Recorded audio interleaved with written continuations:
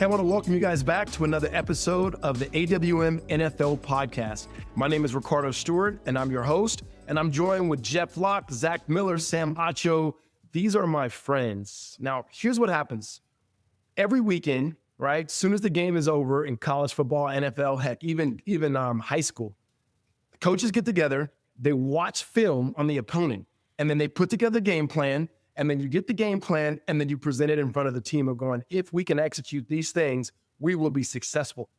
We believe there's the same thing. There's the same game plan that you need to create and sustain multi-generational wealth. And today I want to be able to kind of, at a 10,000 feet level, look at what is that game plan in order for NFL athletes to be successful in creating and sustaining multi-generational wealth. And so I'm going to kick it around to you guys, and I'll start first with this. You got to start with money. And what we say is you got to put money in its proper place. Money is just a tool to pay for the things that you want and to impact the people that you love. It's just a tool. Sam, how do I begin to even create value for myself to be able to make money? The way you create value is what we like to call your human capital. And to break it down simply, it's three parts of your human capital. There's a physical capital, there's your intellectual capital, and your social capital. The physical capital we talk about a lot with the athletes we work with. It's your ability to earn income using your body. People would always say, man, my body is my business. My body is my moneymaker. So the way that you eat, the way that you sleep, the way that you train, the way that you sacrifice at certain times for certain seasons in order to try and invest in your body to try and make the most amount of money possible. But it's not just your physical capital, it's also your intellectual capital, your brain, your mind, using your mind to make money or to make income. Think about it. Sometimes the people who started the businesses or the apps that you're using, they're using their mind to make money. Intellectual capital could be something as simple as going back to school and saying, okay, how do I get my education so I can work in an industry when I'm done playing that I can use my mind as a moneymaker? Then lastly, your social capital. It's almost like your network, right? Your network and your net worth are interrelated, but that last name meaning something. When you text someone, when you call someone, walking into a room, it means something. And so your social capital is, sometimes we say, man, people were thinking about playing or not. It's like, man, play as long as you can. Because when you're an NFL player, people open doors for you. Maybe you played in college, people open doors. So that social capital is a third piece. Physical, intellectual, social capital. Your human capital is how you can earn income. Okay, we got to have human capital, be able to create value. And then now teams, companies, brands, they pay me for that. Now I begin to get paid. I have income. What now happens when I start getting that gross income, Jeff? There's a reason they call it gross, coach. It's because it's discussing what happens next, which is the tax man comes and takes theirs. So no matter what, right, you got to pay taxes. No matter what TikTok tells you, what Instagram tells you, you're paying taxes on your income. There's just ways to maneuver to try and pay as little as possible over your lifetime. So whether it's income off the field, income from the team, income from other sources, it's getting taxed before you can actually go and use it for other things. Okay, so I created this value for myself with my physical, my intellectual, my social, and then I got to pay the man. For our NFL guys, usually it's going to be about 40% you're going to go to taxes. And then now I have this cash and I got this money. And what's my next step now when it comes to my use of money, Zach? Well, you're going to spend it. I know couldn't be the most fun part, but you can also share it. And so, Riccardo, I know you say this is giving unlocks the grips of greed. So share is hugely important to every NFL player that I've seen, that I've been in a locker room with. Sharing is huge. And whether that's family, helping out family, the people that got you to where you are, or other causes, things that are important to you, that money is a tool to be able to give. And then there's that spend part. That spend is if you take nothing else away during your NFL career, hit a 40% savings rate. So what does that give you left? A spend rate of 20%, 40, 40, 20. Tax man's going to take 40 or around there. 40 is going to be your save, and then you can spend 20%.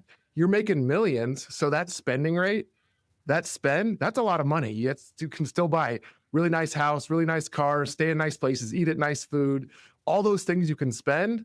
But the number one thing that's going to give you more money in the future, kind of paying your future self, is controlling that spending number And that is, if you hit that 40% savings rate, as Jeff is going to talk about next, that allows you to save it and then invest it. So I'll let Jeff take that away. Get it? Yeah, queuing me up great. So the 40% number, we did not just pull that out of our butts, guys. Like, we worked with athletes for now going on more than a decade, and 40% is what you need to try and hit to be setting yourself up for life after sports and to be setting up your family for generations. We call this the multi-generational wealth sketch for a reason, right? You got to save a big chunk of your money while you're playing in order for it to last and be able to take care of people now and people in the future. So this is one of the hardest things to do, is to hit that 40% number, because 40% is going to tax, 40% going to save. And then, as Zach mentioned, if we can live and give off of that 20, we're in a pretty good spot. That's great. I'm listening to this plan, right? And this is like when the special teams coordinator gets inside the meeting room and he draws it up on the screen and he goes, this guy's going to block him. We're going to have him kick out this guy. And then we're going to get this touchdown. And almost like, oh, your human capital, you're going to create value and then you're going to get income. And yeah, the tax man's going to take his, but like Zach says, you're going to spend some, you're going to share some. And Jeff, you're going to invest some and save some. Everything's going to go great. But we do know this, just like the special teams coordinator, we go, hey, we got to actually go block real humans. And it doesn't always go as planned. I mean, there's a way that this could blow up. And the way that that can blow up is, one, bad investments. Another one is liability. If you, or even death and disability, if you're not alive, you can't make money. If you find yourself in a position where your body can't perform the way because of injury or so forth, okay, you need to have protection. So there's got to be the appropriate insurance. You got to have estate planning. You got to make sure you have the correct people that are giving you advice in terms of your investments. There's a lot to be able to protect. And even then, like, you need a team. Sam, I want you to just kind of wrap like the whole picture up and going, who are the type of people, because it doesn't seem like it just be one person to do all these things, that athletes need to hire? Well, before I answer that, Riccardo, I just want to talk about the importance, not just in financial advice, but in life, about a team. There was a situation we had in my family where there was like a medical emergency with my little one. And we had to call an ambulance. It was a very scary situation. And when the medics came to our house, and it wasn't just one person, it was two. The first person came in and assessed the situation and was checking out my son and making sure he was okay. But then another person was talking to me and just going through the process of, okay, here are the steps, what happened, right? A document, let's write it down, right? A team. Even when I was at the national championship game, I do stuff at the ESPN, I was covering the game and I was doing my work, but also in addition to doing my work, I wanted to go watch the game. And I couldn't go there by myself because I had certain things I needed to do and places I needed to go. I had someone with me, a team, in order to make sure I got to where I needed to get to. The importance of a team is integral and monumental. It's hard to do things. It's not wise to do things alone. And so when it comes to financial advice, especially when it comes to the money that you're making right now or the money you're about to be making, you need a team. And that team can't just be one person, right? It consists of what we call CFPs, certified financial planners.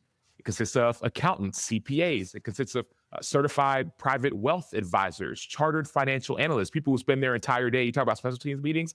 These are the analysts. These are the guys who spend their entire day doing what Belichick and them was doing in Spygate, just looking through, not Spygate, but they were looking through and studying opponents and watching what is happening in the market. You need a team, right? People who can talk to you about what is your human capital look like. People that can talk to you about, okay, you want to start that foundation? Let's actually build a team around you.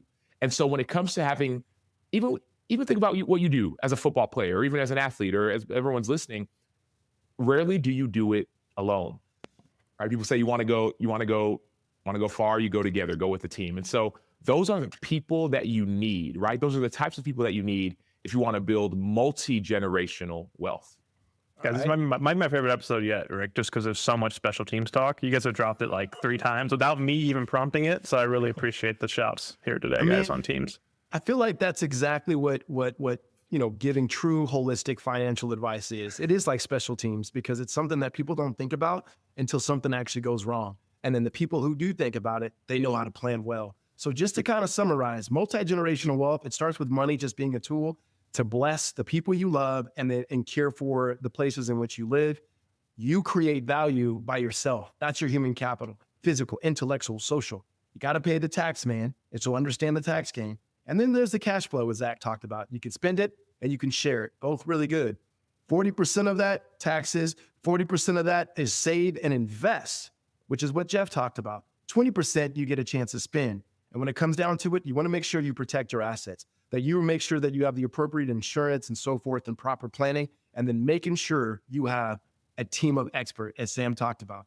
If you have questions of going, how do I get this team? One, can you guys tell me more about taxes, more about spending? Any questions you have, please reach out to us. You can shoot us a text or give us a call at 602-989-5022.